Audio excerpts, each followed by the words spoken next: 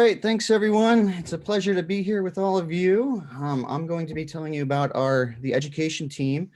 And so we're developing a new course that's titled Cover Crops in Agro Ecosystems. And so this is a new multi-institution undergraduate course on cover crops. And so I appreciate Sarah saying that you should mute yourself, but we want this to actually be somewhat interactive. So we're expecting people to unmute yourselves at some point when we have some questions. And so we're hoping that this presentation will generate some discussion and some follow-up activities here. So, but really exciting to be here with all of you. Yesterday was really nice. I only caught a portion of the presentations, but I really enjoyed it and look forward to watching the presentations. So next slide. So if you are not familiar with the education team, we have 9 individuals at 7 universities, and so spanning across the United States with people in Nebraska, Kentucky, Michigan, South Carolina, Maryland, New York, and New Hampshire. And I'd say that it's been a pleasure to work with this team. These are all educators here that are teaching courses on cover crops and different aspects of sustainability and agriculture. So it's just been really great to work with them.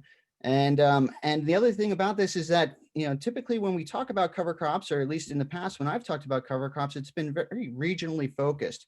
And what's really beautiful about this group and this project is that we are in some different regions that have different cropping systems, and we're trying to bring that diversity of thinking and perspectives into the course. So that's really a goal of what we're trying to do with this multi-institution course. And so I want to give you some updates, little reminders about the course, and then tell you what we've done since the last time we met, and then have a bit of a discussion about decision support tools, other technology that we can integrate into the course. Okay, so next slide. So the objective of the course, this is a statement that we put on our syllabus, our syllabi here. And so we're trying to explore the management, environmental, economic, and social considerations of cover crops across this diversity of agricultural production systems. And that's really the beauty of looking of working in this team and with this group, is that we are coming from these different cropping systems. And so again, bringing that into the course. And so students, as part of this course, they will be growing cover crops. They'll be measuring these benefits and trade-offs. And really, we want to help them learn about the management that's really required to optimize the use of cover crops. There will be some parts about communication and policy integrated into the course. And so, again, really excited about this, what we're trying to do here. I feel like it's quite novel, and I'm not aware of other courses like this that are trying to pull together different groups of people in different universities and do this together like this. So next slide. So these are our learning outcomes, and these have been tweaked a little bit since the last time we talked with you. So we have these 5 different learning outcomes. And so by the end of the semester, we expect students that will be able to define cover crop types and really learn about cover crop species, learn about their agro-ecosystem services. We want them to be able to make management decisions across these different agro-ecosystems and different types of cropping systems. We expect that students will be able to measure and have a good sense for the economic impacts of cover crops and the decisions associated with cover crops. Students will understand the environmental benefits and of using cover crops, and also this part about digital tools and how to utilize these digital tools to make management decisions. Again, this part about policy and these social initiatives. This is one of our additional learning outcomes, is that we want people to really understand the barriers to adoption and how they can use policy levers to increase the use of cover crops. Okay, so this is just a broad overview of the course and what we're trying to do. Some of this may be familiar to you who attended the presentation last time in June. So next slide here. So since June, I can tell you that we have been busy at work, and there have been some developments. So We did have a retreat in July, and that was not quite how we had envisioned it when I think we put in the proposal. And this was through Zoom instead of in Hawaii, but that's okay. We had a good time and we made the most of it. Um, we did create a syllabus, and so that's been really exciting. And we have a nice solid course outline for what we're trying to do. Course proposals have been submitted at several universities, and we're trying to get them submitted everywhere and just make sure that the course is on the books and ready to go for next fall. And we've been discussing specific lab activities and different assignments. And so at this point, I'd say we have a lot of ideas, and probably more than what we can fit into a single course. And so we're at this point now where we really have to start thinking strategically about how everything fits together and what we can do with these students and what we may need to give up or save for another course. So next slide. During our last meeting in June, we asked a question about the best way to engage with the PSA team. And these two bullet points were at the bottom of the list, but I feel like this is where we had the most action. And I think there's the greatest potential for quality and meaningful integration with other teams and other people involved in this project. So we are hoping, and through this presentation and through the Q&A that will be coming up later this morning, that we can have a discussion and really get some good ideas about how to use decision support tools from this project and integrate them into the course. We have also been thinking about ways to connect with the on-farm and data flow teams to bring the project to life into the classroom and integrate it in a meaningful way. Next slide. When we were preparing the proposal, we sent out a survey, and some of you have already seen this slide before, but we asked the people in the survey what type of digital tools and equipment should be integrated into this course, specifically because this interest in precision sustainable agriculture and moving beyond maybe traditional work that's been done on cover crops. And so you can see a list of these different tools that we have been thinking about. And so that's what we want to do today with our time here, is really think deeply and more deeply about these different tools and get a sense from all of you of what we can be doing, how we can bring the precision part and the digital components into the classroom. Next slide. So this was the question that we asked as part of our poll last time. Do you have content to contribute, tools for students to use, or ideas about integrating your work into the course curriculum? And I'd say we had a strong response. A lot of people said yes, they do have content to contribute, ideas and tools that could be used. And so we noticed that, and we were really excited about that, but there has not been a great deal of follow-up. Mainly, maybe that's on our part, not providing that opportunity or space to do that, but we're at this point now where we're into some advanced course development and lecture planning. And now is really the time to be thinking about this, to get your ideas, get the tools that you're working with, and think about how we can build them into our course curriculum. What kind of assignments that we can associate with these, or different learning activities. So we're looking to identify opportunities for really leveraging what's going on in this project and getting, again, these tools into our learning activities. Yesterday, there was a comment about citizen science and how these tools can be used so that we can collect a greater amount of data and really move things forward. And I just wanted to add this last bullet point here that students, I feel like, can play an important role. And, they can contribute to some testing of different tools, but they can also, I think, contribute to discovery and really facilitate some improvements in technology. So the students that we're working with, there's a term that's called digital natives. These students are good with technology, they're familiar, they're comfortable with it. And so I think putting the technology in their hands, I think, can be really beneficial, not only for enhancing the course, but also enhancing the project and helping everyone think about how best to utilize the different tools that are being developed. Next slide. So this is a question for you, and so this is a breakdown of our different course chunks or sections here. And so this is section 1, and you can get a sense for the different topics that we'll be covering.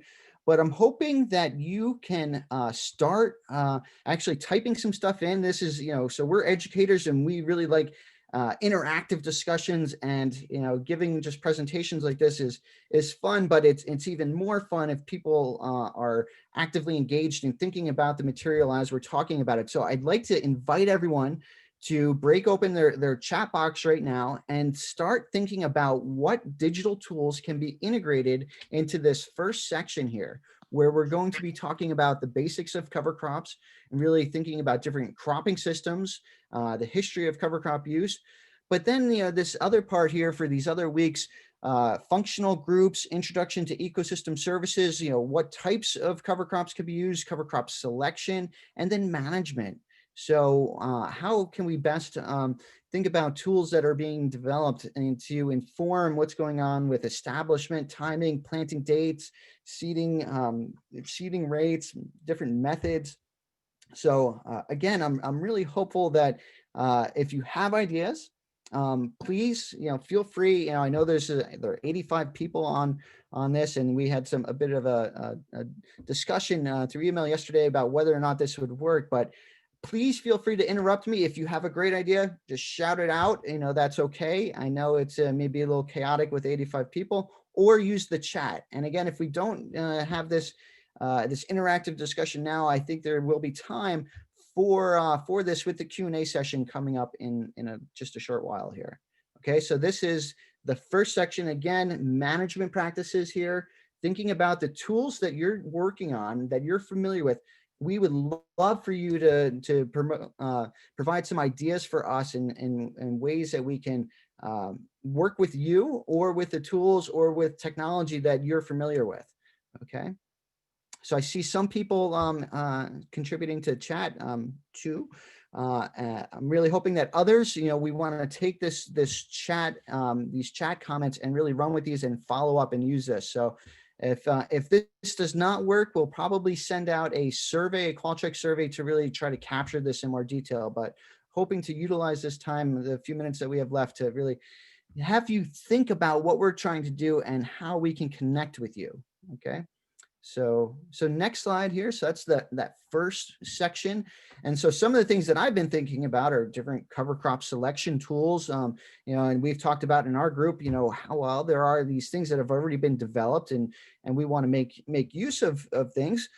These are also maybe separate from our project. And I feel like there are, we want to be thinking about how to really work within our group, and with the great things that are being developed that are maybe not quite ready and not quite out there yet, but are on their way. So the one on the right is this winter cover crop planting scheduler. This was developed by Thomas Bjorkman, and this is based on some data that he had, and looking at different cover crops and the probability of successful establishment based on planting dates.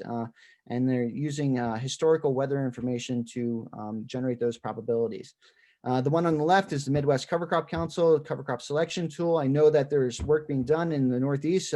Stephen Mirsky gave an excellent presentation recently to the Northeast Cover Crop Council about the cover crop selection tool that is being developed there. So really excited about that. But hopefully you have some other ideas about tools that can be used to help us work with these students and make sure that they're aware and familiar and can utilize these tools in an appropriate way. So next slide.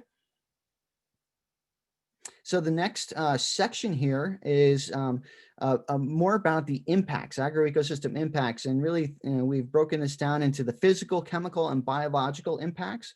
And here we're thinking about using sensors and different ways that we can really connect with all of you and in the work that you're doing with your sensing. And so unfortunately, I was not able to see the presentation yesterday about the Weeds 3D and the Forge sensor box. I'm somewhat familiar with what's going on with the sensor box, but I would love to hear from you, your thoughts on how we can integrate some of these things, and maybe particularly the Weeds 3D and the Forward Sensor Box, into our learning activities.